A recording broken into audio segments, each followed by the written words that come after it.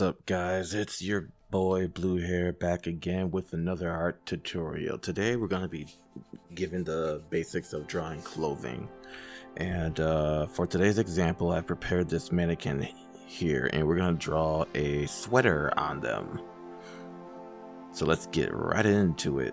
So the first thing you want to keep in mind when drawing clothing is that clothing is loose fitting most of the time, and it is going to contour to three different factors. It's going to contour to every bend of your body, every crease and fold of your body, and it is also going to take gravity into effect. Those are the three main principles of clothing that you want to keep in mind when you're just learning how to draw clothes on your characters here.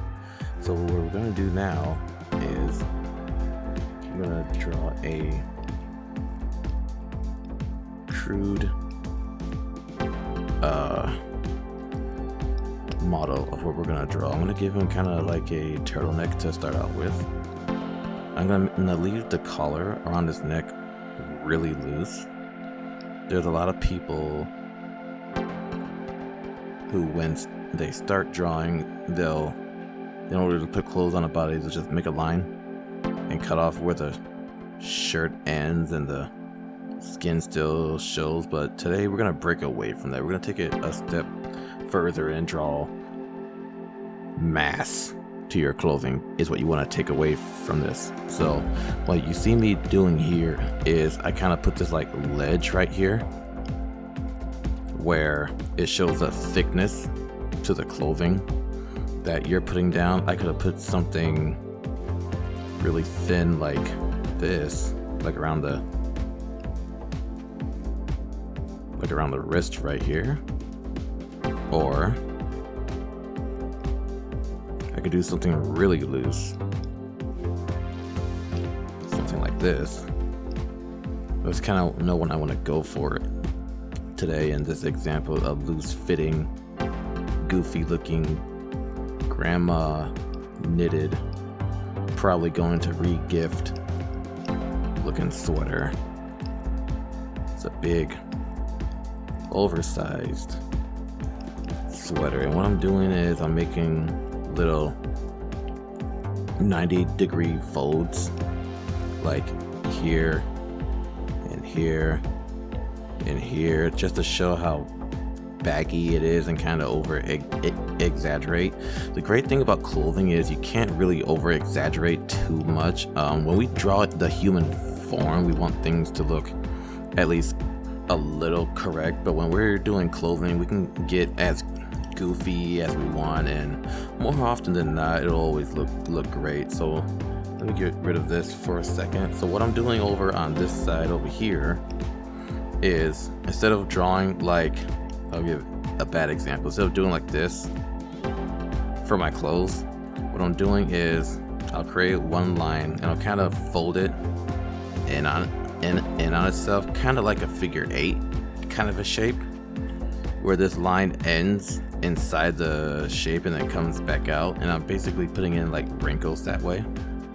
I'll probably draw it so the arm folds out maybe right here, and this is where you want to keep in mind that gravity effect, because these clothes are going to hang down with whatever the direction that, I said that twice in one sentence, the direct direction of whatever gravity is, basically, if that makes sense. Now I'm gonna give a little, let this come out some. So this is basically like the inside of the sweater right here. Give a little thickness here, a little bit up here, but closer to the skin because it's holding all its weight there. Now over here where the arm bends, we want to show it creasing. So what you want to do is like one line to shape that part of the arm, and then another line that's got some space here, but then it ends touching the other side of it to kind of give like it's clumped together, like it's shrunken together. And Usually when I start making clothing, I keep this 90 degree, this perpendicular form going, because that's just the way clothing looks to me. And I'm drawing the, see, I'm messing up. I'm drawing this arm here, and I forgot this is folding out. So this right here, this whole area here is my sleeve. So if I was to fill this in,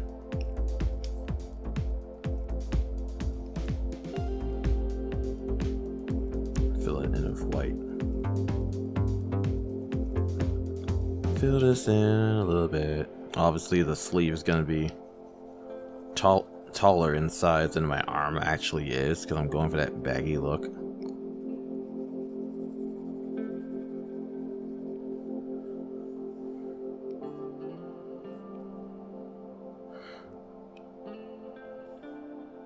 And if you're doing something like pants, gloves, shoes, this all works.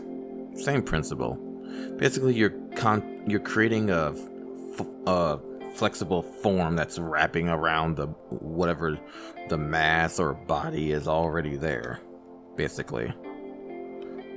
And wherever something bends,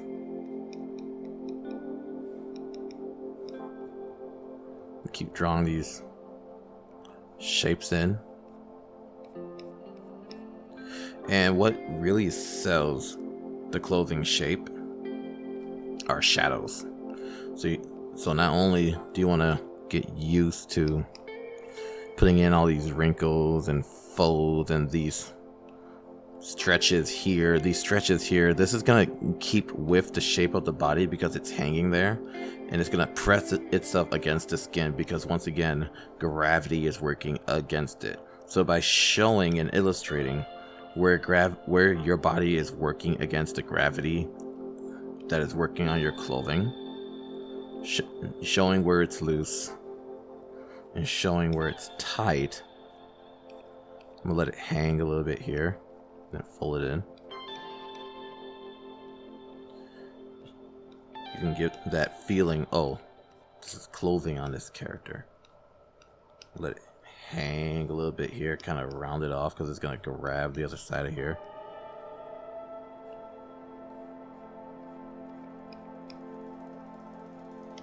I'll put a little shadow here.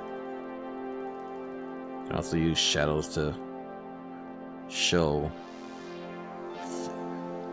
where some parts of clothing or even the body that you're working on, to show depth, to further give that clothing some sort of three-dimensional mass.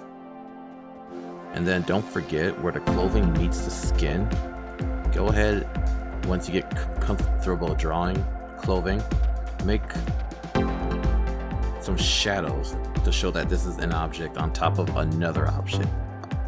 That space in between those two objects are going to be dark because there's no light there. Underneath it, it's closed, it's sitting on top, it's pressing against you. A little shadowing here. So if you guys found this helpful, leave a comment, leave a like. Would do enough just to let me know, yeah, keep making this. Let me know whether or not I'm doing a good job. If it sucks, tell me it sucks. If it's great, tell me it's great. And that's how I'll know to keep making these. So, peace out. Thanks for following along. I'm gonna color in the rest of this guy for the thumbnail. Hee hee.